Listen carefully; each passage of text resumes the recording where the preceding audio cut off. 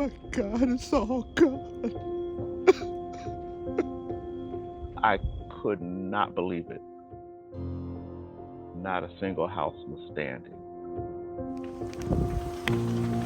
I was crying hysterically. Like, I can't have lost everything. Everything you had is gone. What you had on that was that. You're numb and shocked.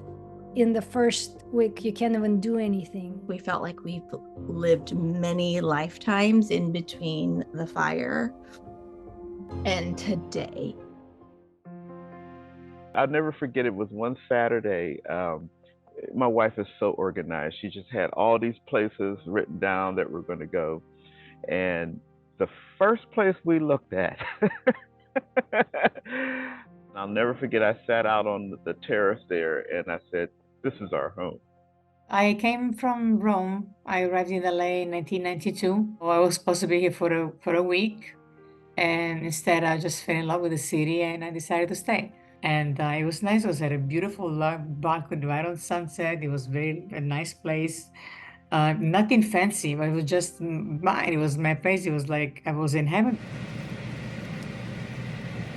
This was our home that since we've been married and created our life together. We have a 9-year-old, and our penthouse is home to her. That's all she knows.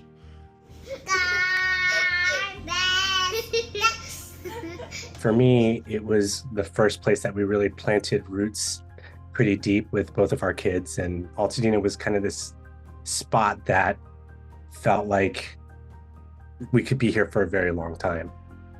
You never think that your house is going to be the one that gets burned down. Everybody was telling me, you can't go up there. You can't, you know, and I'm like, I got to know. So I drive up there. This is my house. It's gone. I just couldn't move. For 15, 20 minutes, I just cried. I bellowed. I just let it all go out.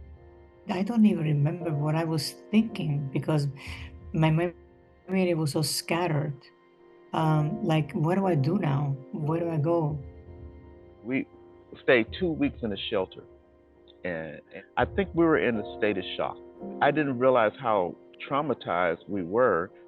I didn't anticipate the amount of life admin work that would come with a disaster, like dealing with everything you've lost and all the memories and treasures that you can never get back that were only important to you, and then layer on the added stress of like, you need to fill out this paperwork, you need to speak to this person, and we're going to hand you off to this person and we'll get back to you. Will eat into all our sort of like cash flow in the sense that we just cannot afford to stay in LA, and we will be forced out during this rebuild until we go back because that's just way too expensive to stay here. It's a 5-year setback for our family. We have a 9-year-old. She probably won't set foot back in the Palisades until she's 14. So that's sad, but it's life. So the one across was my friend's apartment, and that was mine. No, I've been talking to a therapist. I'm just not ready to go back to work. And I know that my employer would like me to, but he doesn't understand. And I need a lot of healing, and they help you a lot. We also had a really full, beautiful garden. Entire rose garden was decimated, and there were 2 tiny roses that survived. And I remember looking at that and was like, okay, I sort of saw it as a sign of hope, like amidst this destruction, there is still something that is resilient and that can make it. And so I really looked to that as like a symbol of hope.